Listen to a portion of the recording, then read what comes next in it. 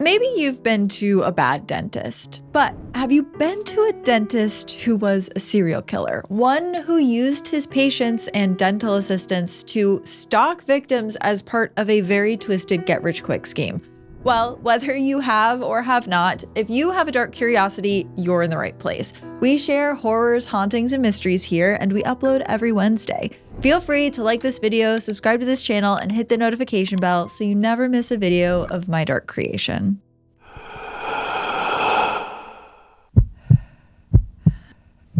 It's when your heart starts pounding.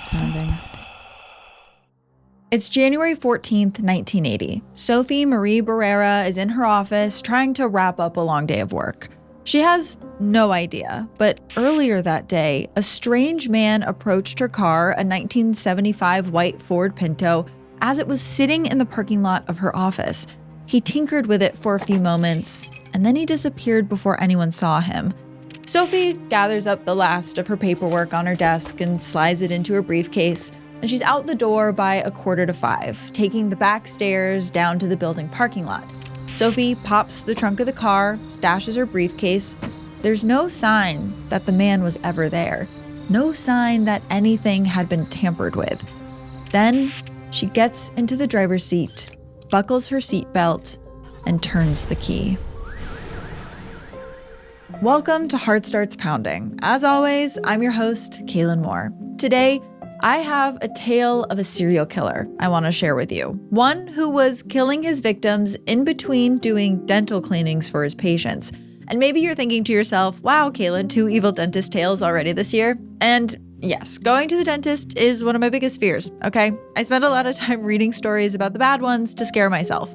Which is why in this episode, I actually want to shout out the listener who reached out to me to let me know that their dentist was James Craig. So we talked about his case and how he poisoned his wife with arsenic he bought on Amazon in episode 104, Lovesick. But this listener told me he was actually nicer than you would expect, except for one day when it was like a switch flipped and he was really mean to her when he was extracting a tooth. So mean that the office manager gave her a full refund for the extraction. And that was actually the same office manager that intercepted the cyanide package at the office and told police about what James was doing.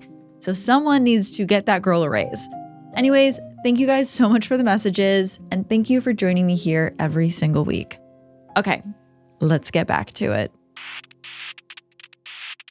Someone had placed a bomb in Sophie Barrera's Ford Pinto. But who? And why? Both the St. Louis Bomb and Arson Squad and the Bureau of Alcohol, Tobacco, and Firearms were on the scene within an hour, led by Special Agent William J. McGarvey. He surveyed the twisted metal wreckage in front of him. There was only one word to describe this murder, and that was overkill. Based on how giant the blast radius was, the unknown bomber had rigged at least 20 sticks of dynamite under her car, like something out of a Bugs Bunny cartoon. The explosion ripped apart the Ford Pinto, launching the steering wheel onto the roof of a 6-story apartment complex, and the shockwave blew out the windows of the other cars in the lot and shattered several windows in the adjacent buildings, which rained glass pebbles all over the sidewalk. It sent so much glass flying, actually, that the cars parked on the side of the street looked like they had been in a shootout. It was honestly a miracle that no one else had been injured.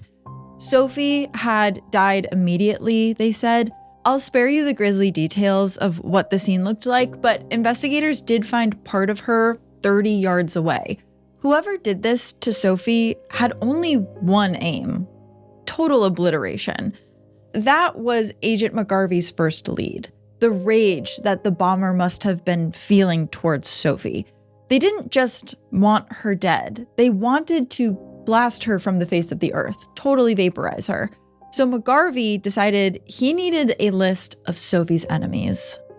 But honestly, he didn't expect that she would have many. She was almost 60 years old, she was the owner of a dental lab business. It wasn't like she was in the mob. People didn't just blow up women like Sophie. But as McGarvey started talking to Sophie's ex-husband, her son, her daughter, neighbors, and close friends, he notices that the same name keeps coming up: Glennon Englelman. Glenn was a local dentist and a client of Sophie's dental lab business. The two were in the middle of a lawsuit. Glenn owed her $15,000 in unpaid bills, and adjusted for inflation, that's about $60,000 today. Sophie had initially filed the lawsuit about a year ago in early 1979. Glenn tried to get her to settle for just $5,000, but she refused. Services had been rendered and the price was the price. And Sophie's family revealed to the authorities that this was actually not the first time a bomb had been planted near Sophie. In March, a dozen sticks of dynamite wired to an electric detonator were found outside of her house. Thankfully, it had rained overnight, so the dynamite was soaked, but it still went off and the explosion left scorch marks on the wall of her garage. At the time, Sophie told the police about the lawsuit, suspecting that Glenn was responsible, and they assigned protective surveillance for 30 days while they investigated. But they didn't find any evidence pointing to Glenn. Even still, Sophie dropped the lawsuit just to be safe. She figured her life was worth a lot more than the $15,000. But then in January, something happened, and Sophie changed her mind. She told her lawyers she wanted to refile the lawsuit. A hearing had been set for Monday the 21st, exactly a week after the bombing. Arson investigators ended up comparing the bomb that blew up Sophie's car to the one that was left at her house, and the components and the wiring were really similar. They were probably made by the same person. And it was enough for McGarvey to want to talk to Glennon Englelman, so the police brought the dentist in for questioning that night. Glennon Englelman was a pillar of his community. He was a local dentist who was beloved for his kindness to patients and his care. He was born in St. Louis in 1927, and he had served in the U.S. Army Air Corps, and he got his degree in dentistry from the University of Washington in St. Louis on the GI Bill. McGarvey was surprised that a guy like Glenn was even on their radar for a crime as heinous as this. But Glenn wasn't the least bit surprised that the police wanted to talk to him. His manner was cordial but completely nonchalant.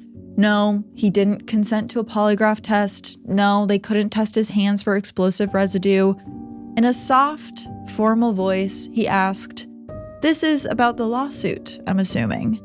He then handed the officers a list of the appointments that he had the day that the bomb went off, and he encouraged them to call any of his patients to verify. Heck, call all of them. And his alibi did check out. He was with patients the day of Sophie's murder. But there was something about this guy that McGarvey just couldn't shake. There was literally no one else who had any ill will against Sophie except for Glenn. So he wanted to look into the dentist a little bit more.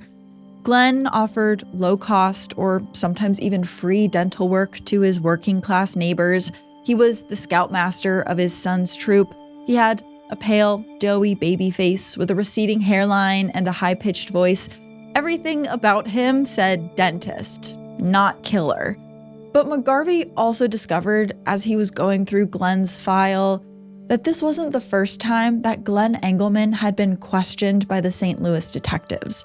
He found a file on another murder that happened in the area 20 years earlier, one in which Glenn was one of the prime suspects. It was the night of December 17th, 1958. 27-year-old James Bullock left his house around 7 p.m. to attend a night class at St. Louis University.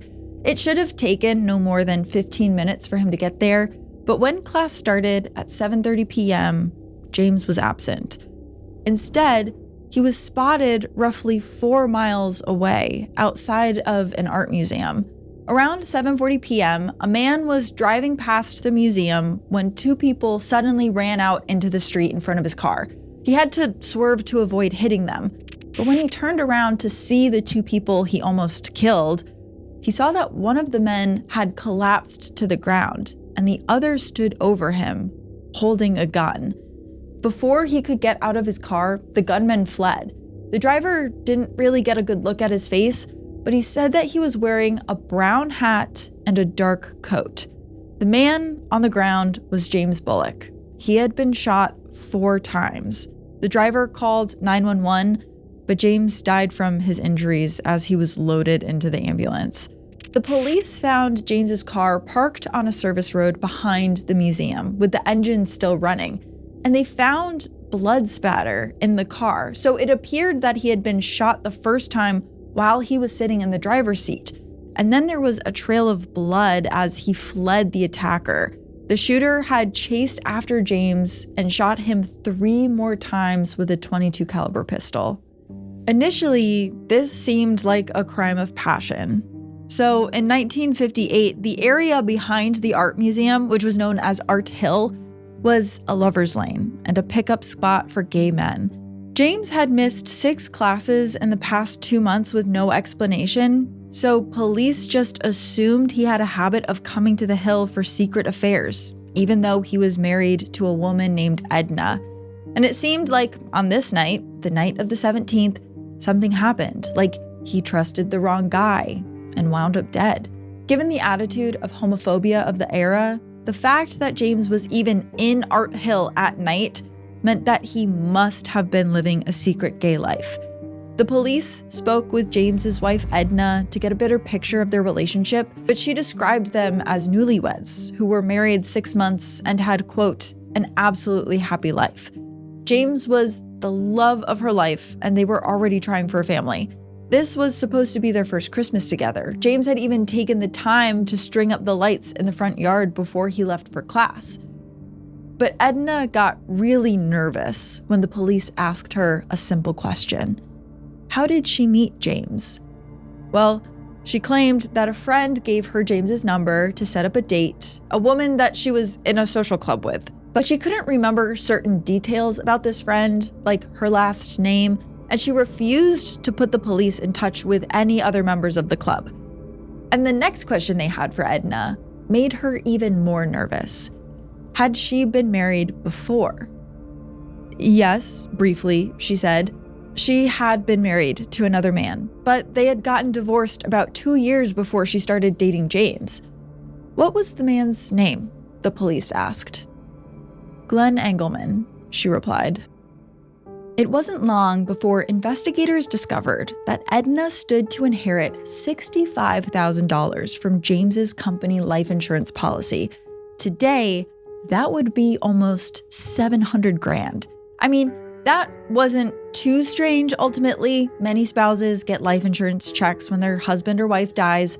That's kind of the point of life insurance. But the situation kept looking weirder and weirder because they then realized that Glenn was a part-time staff dentist at the company where James worked, and James had gotten dental work done from him. That kind of put Edna's memory lapse in a whole new light. She hadn't gotten his number from a friend at a social club.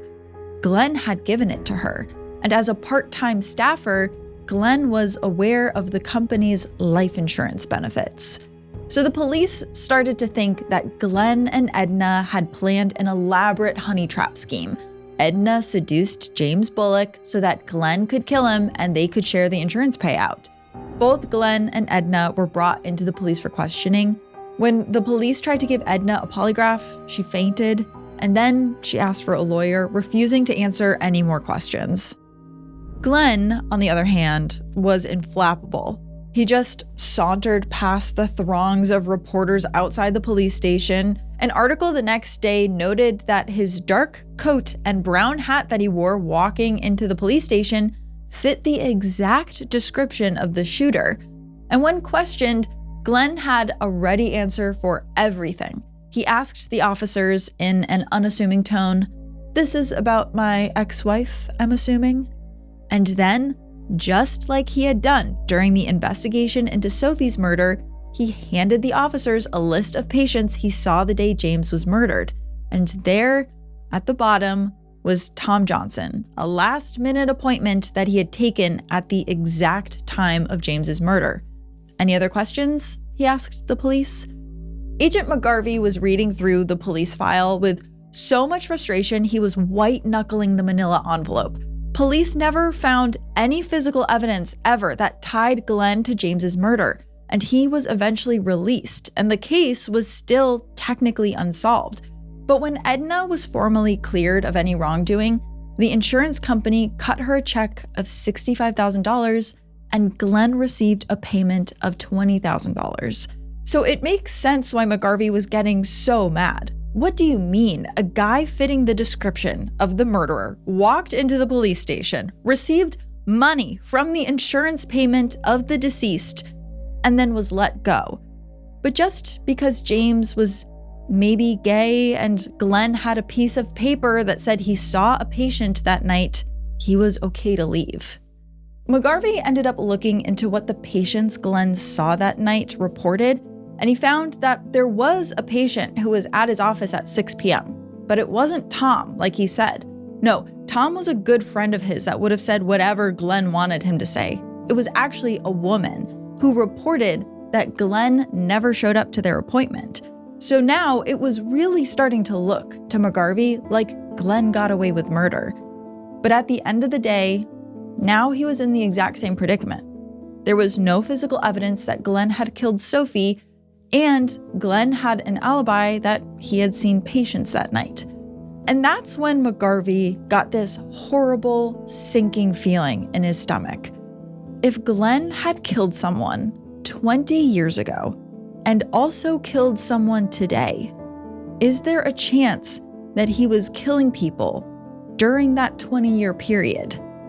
Well, the answer to that question was a lot more shocking than McGarvey could have ever anticipated. 2 days after Sophie Barrera's murder, Special Agent William McGarvey knocked on the door of a modest townhouse. The petite woman who answered was Ruth Englelman, Glenn's third wife. Well, ex-wife. They had been divorced for over a year. McGarvey introduced himself, and Ruth invited him inside, showing him the living room. She was very nervous, he noticed, fidgeting on the couch, tugging at the hem of her dress. She yanked a tissue out of the box and twisted it in her hands until it disintegrated. So McGarvey wondered what had her so wound up. Was this a sign of a guilty conscience? And McGarvey decided to take a softer approach. He had some questions about Glenn, but she didn't have to say anything she didn't want to. Ruth squirmed and recrossed her legs. She wasn't sure if she could help. She didn't really know anything. But then she asked, in a really quiet voice, "If I tell you, will you help me and my son?" And then this all clicked for McGarvey. Ruth was actually terrified of Glenn because she knew what he was capable of. McGarvey said he could only help her if she told him what she knew, but he promised she could trust him. Ruth explained that she had been trying to get away from Glenn for years, ever since her son was born. She tried to divorce him several times before the last one finally stuck. She described him as a master manipulator. He knew when to apologize, when to make a big romantic gesture, when to make threats. But she also said that even though they were divorced, Glenn was still a fixture in her life because of their custody agreement. He would come over to the townhouse 2 or 3 nights a week to spend some time with their son. But Ruth wasn't worried that Glenn might kill her. She was positive he would eventually do it. He told her he would, actually, repeatedly. He said that once their son turned 14, he was going to be able to teach him how to be a man, and that Ruth's soft motherly instincts would interfere with that, so she would have to go. He saw no value in keeping her around. But then she told McGarvey the exact thing that McGarvey thought was true. She said, quote, "Glenn's done it before. Killed people. More than Sophie." For starters, Ruth was positive that Glenn had killed James Bullock. He had told her about the murder a few months before their wedding. He thought it set him apart from ordinary men, just like his education. He wanted her to know that he was a rarity, an alpha male who was capable of murder. But it seemed like Glenn had an MO, because after James Bullock, Glenn repeated the honey trap ploy at least 3 times that Ruth knew of. His go-to method looked like this. He would convince a woman, usually one that he was somewhat close to marry a target that he had pre-selected. This was always some man that Glenn thought would be an easy kill, and then Glenn would kill the man for the insurance payout. That's what he had done to his first wife, Edna, in the past. After they divorced, he selected James for her to marry, with the promise that his death would make them both rich. But his problem was that it was kind of getting harder to convince women to be part of his scheme. Not everyone was willing to conspire on a plot to kill their spouse. But lucky for him, he had this huge pool of young, impressionable women kind of at his disposal.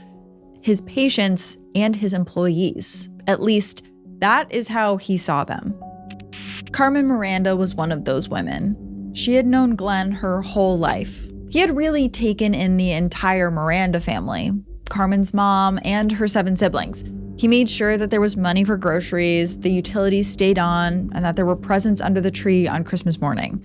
For Carmen's entire life, Glenn was someone who fixed problems. Like I said, on paper, he looked like a great guy. Carmen saw Glenn as someone who genuinely wanted the best for her. In 1973, Carmen was a high school dropout with really no plan for the future.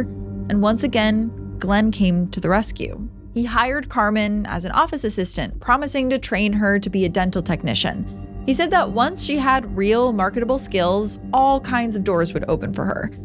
And Carmen really liked working for Glenn. He was an easy boss, he was a good teacher, and he was never too busy to listen to her problems. She would tell him about how much it bothered her that she couldn't move forward in life. She felt like she was just existing. And I want to say here that I've been there too. I'm sure many of us have. When you feel lost, that can actually be the time when you're the most easily influenced. And Glenn took advantage of that with Carmen. He said that he had a solution for her. He thought that she should get married and Carmen should get married, and he would help her find the right man, and then she wouldn't have to work at all. He knew that Carmen had an on-again, off-again relationship with her high school boyfriend, Peter Halm. She had told him all about Peter. He was kind, he was smart, he had a good job working for Southwestern Bell. Glenn enthusiastically supported the relationship. He told her that Peter was the one, and he made it seem like he was really committed to Carmen's happiness. So he started coaching her on how to do things to get Peter to marry her. Like, he would give Carmen these books to read, and he bought her new clothes. But he also started teaching Carmen how to physically be a good wife to Peter. He was already twisting their relationship through manipulation to get Carmen to do things that she really wasn't comfortable with. But at the end of the day, she thought it worked because Peter and Carmen were married within a year. And that's when Glenn reveals the next step of his plan. He was going to kill Peter for her. He told her that he needed to wait at least 6 months to avoid suspicion, but there was plenty for Carmen to do in the meantime. First, she needed to make sure that she was listed as the beneficiary on all of Peter's assets and policies, and then she should convince him to buy more life insurance. And this was really overwhelming for Carmen, who was a young newlywed. She didn't want the money. She didn't want to kill Peter. The plan was so outrageous, though, she actually didn't believe that Glenn was serious. Glenn was kind of known to be a motor mouth, always talking as if like a moment of silence would kill him. He would go on diatribes about freeloaders and describe the plot of novels, and he would monologue on the proper way to change a tire or jump a car battery. And Carmen knew by now that almost half of what Glenn said was just noise. Until it wasn't, though. And the summer after her wedding, Glenn asked Carmen to come to his office over the weekend. She hadn't really been able to stop working like Glenn had promised her. Peter didn't make enough money for her to quit her job, but Glenn had helped her get a new job at a different office where she made more money. And she went to his office that Saturday afternoon. And Glenn asked her if she had done what he told her and filed the paperwork. And she nodded, thinking that this was just Glenn talking out loud about his ridiculous plan that would never be seen through. She didn't really file the life insurance policy, but he didn't need to know that. But then Glenn walked Carmen through every detail of his plan to murder Peter. This was no longer hypothetical. Glenn was actually going to do this. He wanted Carmen to meet him again the following weekend so they could drive out to the murder site together. He needed to show her exactly where to go to avoid any mistakes, like a dress rehearsal. And Carmen felt like she was breathing through a straw, and she got really lightheaded. She didn't want Peter to die. Their marriage had some problems, like anyone else's, but this was crazy. She told Glenn she didn't think she could go through with it. And for once, Glenn went totally silent. It was terrifying. He looked at Carmen with his black beady eyes and his face turned red. She could feel the rage boiling up inside of him, poised to explode in violence. And he hissed, "I'm very disappointed in you, Carmen. After all I've done for you, and you won't do this for me? Are you that ungrateful?" And I mean, think about it. Glenn had been like a father figure to Carmen for almost her whole life, and he had already manipulated her so he could take advantage of her sexually. It sounds outrageous to hear that Carmen agreed to go ahead with Glenn's plan, but she really thought that he knew what was best. On September 5th, 1976, Carmen and Peter drove down I-44 towards the state forest. They were on their way to Six Flags, but first, Carmen wanted to take Peter on a quick hike. It was her favorite trail because it ended in a group of natural caves, and it was less than 10 minutes away from Six Flags. She promised the detour would be worth it. Carmen parked in the dirt lot at the end of the trailhead and led the way down the sandy path. Peter didn't notice, but there were markings on the path that Glenn had left, so Carmen knew which way to lead Peter. And even as she was checking for these markings, there was part of her that still didn't really believe that Glenn was going to go through with this plan. It just seemed so outrageous. Carmen tried to scan through the trees for any sign of Glenn. Maybe he wasn't there, and this was all just a test, like she kind of thought it was. She hoped that he would eventually. A rifle shot cracked through the trees. Carmen whirled around and watched as Peter collapsed to his knees. He mumbled, "Get help," and then pitched forward into the dirt, bleeding everywhere. Carmen screamed in horror and disbelief, but Peter's wounds were too much, and she watched as he bled out in front of her. Glenn had been hiding in the trees, waiting for the newlyweds. Peter's death sent Carmen down a dark spiral of paralyzing guilt and depression. She completely disassociated from the world. And when she told her family that all she could see was blackness and threatened to take her own life, they admitted her to a psychiatric hospital.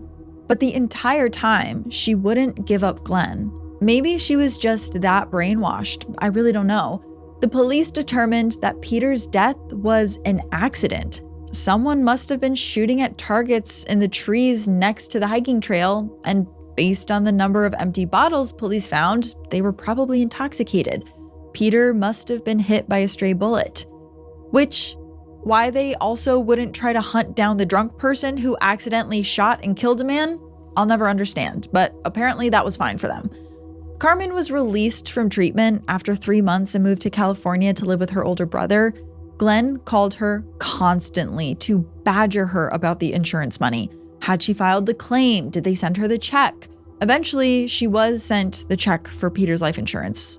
It was only $10,000 though, far less than what Glenn had expected.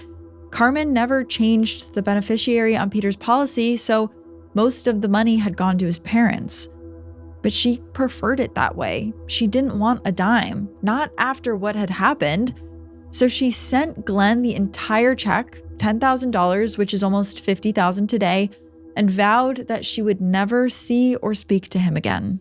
Ruth Englelman finished telling all of this to Agent McGarvey, who could not believe what he was hearing. "There's others too," she told him. Ruth claimed that Glenn had used his honeypot ploy at least 4 times. In addition to James Bullock and Peter Halm was a man named Ronald Guswell, and his widow, Barbara, was Glenn's most lucrative co-conspirator.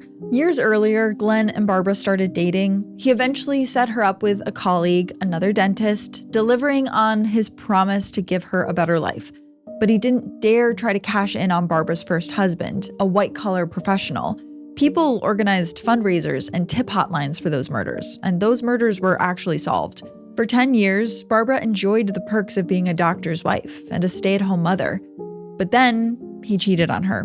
Barbara filed for divorce, expecting that she'd get half of her husband's assets to maintain her lifestyle, But the alimony didn't shake out that way, and Barbara found herself living in a one-bedroom apartment with 3 kids and bills piling up. It was time to reconnect with Glenn and find a new man. Barbara met Ronald Guswell at a laundromat, and they hit it off over stale coffee served in styrofoam cups. 6 weeks later, they were married, and Ronald eagerly took on the role of stepdad, and Barbara adjusted to his small hometown. The courtship was so fast that Barbara actually didn't learn much about Ronald's family until after they were married. And it turned out his parents' estate was worth close to $1 million, and Ronald would inherit half of that when they died. And adjusted for inflation, that's $2.6 million today. Barbara relayed all of this to Glenn with a twinkle in her eye. They were about to make a killing. On November 3rd, 1977, Ronald's parents, Arthur and Vernita, were attacked in their house by an unknown intruder. Vernita died instantly from a point-blank gunshot wound. Arthur had laid still, bleeding from his own wounds, waiting for the intruder to leave. And then he crawled out and called 911. When the paramedics arrived, Arthur was already in critical condition, and all he could say was the word 2. Which he repeated several times, and investigators thought that must have meant there were 2 intruders. But it was just a guess. Arthur later died at the hospital. And initially, it looked like the Guswells were killed by burglars. The whole house had been tossed, drawers were rifled through, cabinets were opened, but Vernita's purse, which had cash inside, was completely untouched. They also had left behind her wedding ring and her other jewelry. Was this robbery just staged? The murders shocked the close-knit community. Everything about them felt senseless. And the police had no leads, so the case quickly went cold. The whole ordeal caused a huge schism between Ronald and his brothers as they were left to divide their parents' estate. But at least Barbara and the kids were there for Ronald to lean on. But then, almost 2 years later, on March 31st, 1979, Ronald pulled into his driveway after a late shift at work. The garage door opener was busted, so he put the car in park and yanked on the metal handle, opening it manually. But there was someone inside, waiting for him, a silhouette in the beams of his headlights. Ronald looked to the back door, thinking about his wife and kids inside, but then, bang! He was shot in the chest, directly through his heart. And then another figure emerged from the dark and slammed a hammer into his temple. Ronald immediately crumpled, dead. Barbara appeared at the back door and looked at her husband bleeding out on the floor of the garage. And then she looked up to the 2 other men standing in the dark garage. It was Glenn and his best friend, a man named Bob Handy. Barbara told them to move Ronald's body quickly, and then she went into the house to get something to mop up the blood with. Glenn and his henchmen shoved Ronald into the backseat of his Camaro, which broke one of his legs in the process, and then they drove off into the blackness of St. Louis. They parked Ronald's car in the parking lot of a former Holiday Inn. It was one of those pay-by-the-hour places now, with a clientele of mostly drug users and sex workers. And then Glenn slipped a few condoms into Ronald's pocket to make it look like he had gone there to solicit sex. Then they walked the next block where Glenn's friend Bob had parked his car, and they drove home. It took 5 days for someone to actually look in the back seat of the Camaro and find Ronald's body. And then, just as Glenn had intended, the police assumed that Ronald had been murdered by a sex worker. It was a tragic but clear-cut investigation, they said. Ronald's best friends and neighbors didn't know how to handle the news, not just about how he died, but how it happened so soon after his parents died. It was unimaginable. And no one blamed Barbara, the grieving widow, when she sold the house, packed up the kids, and moved away from the small town. There were apparently too many bad memories there. But they probably didn't realize that Barbara had walked away from the whole ordeal with $500,000. Agent McGarvey didn't know what to make of all of this. This story was becoming bigger than he ever imagined. So now what he needed to do was verify as many details as he could. If what Ruth was saying was true, his car bombing case was now a serial killer investigation, and that was a really big leap. Ruth also told McGarvey that there was a man at a drag racing venue that Glenn frequented who was pushed down a well and then was blown up with dynamite. That murder had been long unsolved, but after hearing about how Glenn blew up Sophie, Ruth was sure it was him. Ruth's stories all checked out. She knew details that had never been released to the public, things that only the killer would know. But that was both good news and bad news for McGarvey. Glenn had told Ruth most of these things while they were still married, and any skillful defense attorney could keep Ruth from testifying at trial because of spousal privilege. So he offered Ruth a deal. He would place her and her son in the witness protection program if she agreed to wear a wire, with the hopes of catching Glenn talking about Sophie's murder, or really any of the murders. Both McGarvey and Ruth knew that there was risk involved in this. Glenn was a suspicious person by nature, and if anything tipped him off and he discovered the wire, he would kill her on the spot. But Ruth was already waiting for Glenn to finally kill her, and if the wire worked, she would finally be free. So she agreed to the plan, and she called up Glenn, who agreed to meet with her. Ruth asked about Sophie's case while they were meeting, and he mentioned that Sophie got exactly what she deserved. And Ruth kind of used that as an opening. Wasn't there anything else Glenn could have done to stop the lawsuit? Did he really have to kill her? Glenn was taken aback by that question. And for a second, Ruth figured she was found out. She gripped the cold ceramic handle of her coffee cup and held her breath, waiting for Glenn to just lunge at her. But he didn't. No. He said that he couldn't have handled it any other way. He had to kill her. And if that wasn't enough of a confession, 10 minutes later, Glenn admitted to making the car bomb and planting the first bomb at Sophie's house. And it was all Ruth could really do to stay composed until Glenn left for the night. She immediately called McGarvey. Did he hear what Glenn said? They had him. It was a good start, McGarvey told her. But the more Glenn said, the stronger the case against him would be. And if they were really lucky, he would admit to being a serial killer. This was really hard for Ruth. Talking to Glenn more would give him more opportunity to find her out. But she went back. After Ruth's early success, steering Glenn towards conversations about the other murders was a challenge because there wasn't a lot of organic reason for Ruth to bring them up. She tried bringing up Peter's name, but Glenn shot her a look and she walked it back. And this went on for weeks until finally something in her broke and she asked him just point blank, "Why do you have to kill people?" He tried to laugh it off and change the subject, but Ruth wouldn't drop it. She asked him 3 more times. She really, really wanted to know, why does he keep killing people? And her persistence tripped Glenn's spidey senses. So he told her, "I'm beginning to wonder if I'm in a bugged house, Ruth. You're no longer my wife. You can testify against me. There are plenty of guys in prison because of their ex-wives." And with that, he stormed out of the house, and Ruth was totally dejected, like she just had missed her chance. But then, Glenn agreed to have dinner with her on Valentine's Day. And right before their dinner, an article actually had been published about Peter's murder, and in that article, it listed Glenn as a person of interest, which gave Ruth the exact opening she needed. She asked him about the article while they were at dinner, and Glenn could not stop himself from complaining about how little money he had gotten out of the whole affair. It had hardly been worth it, he said. So Ruth prodded, softly suggesting that Carmen and her brother lied about the amount. How did he know that she didn't keep more for herself? And Glenn scoffed at that.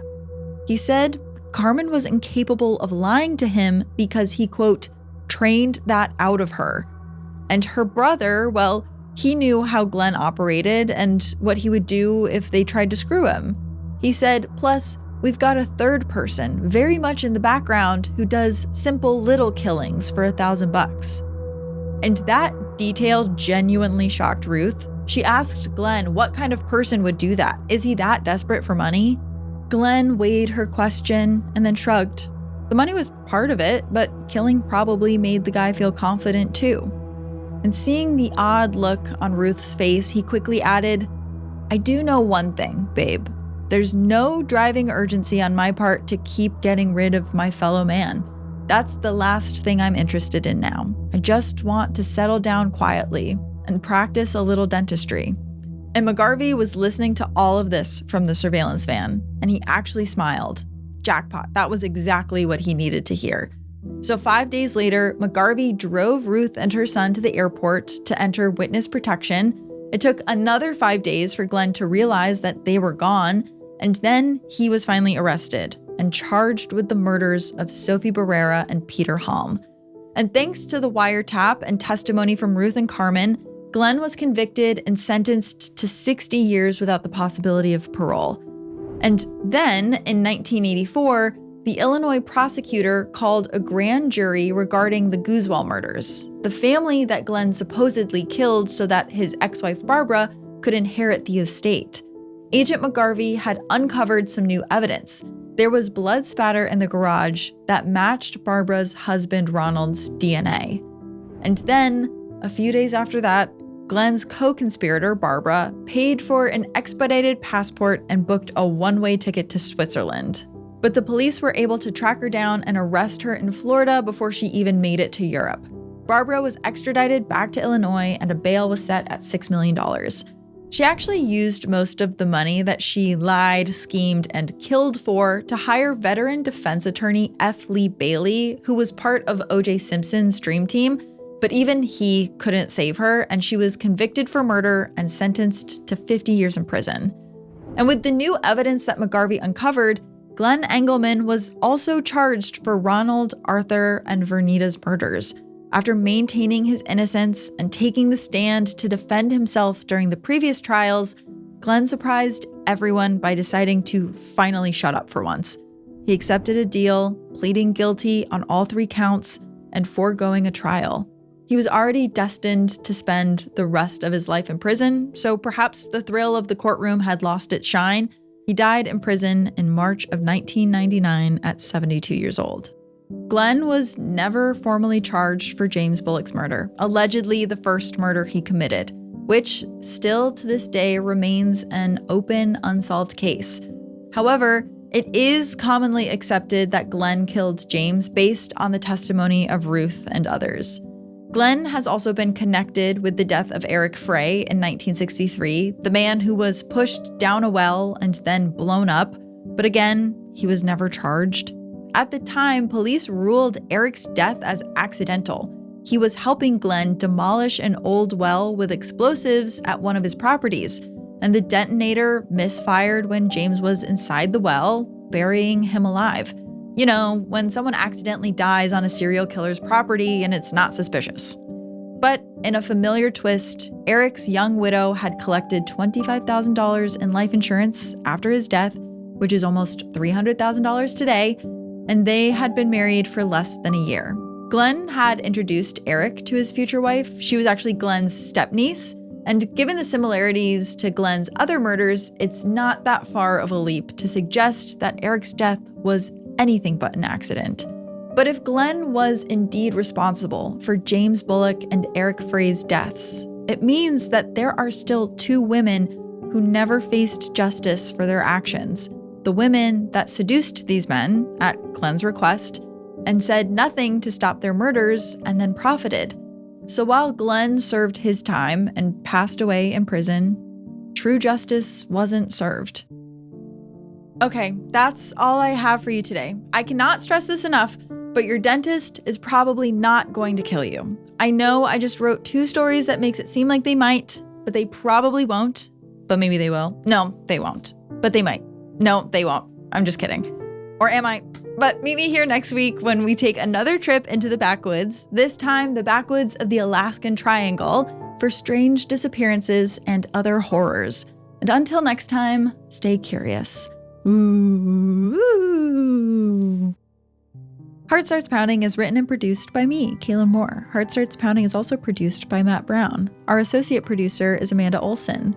Additional research and writing by Abigail Cannon. Sound design and mix by Peachtree Sound. Special thanks to Travis Dunlap, Grayson Jernigan, the team at WME, and Ben Jaffe. Have a heart-pounding story or a case request? Check out heartstartspounding.com. You can listen to Heart Starts Pounding anywhere you get your podcasts, including the free Odyssey app.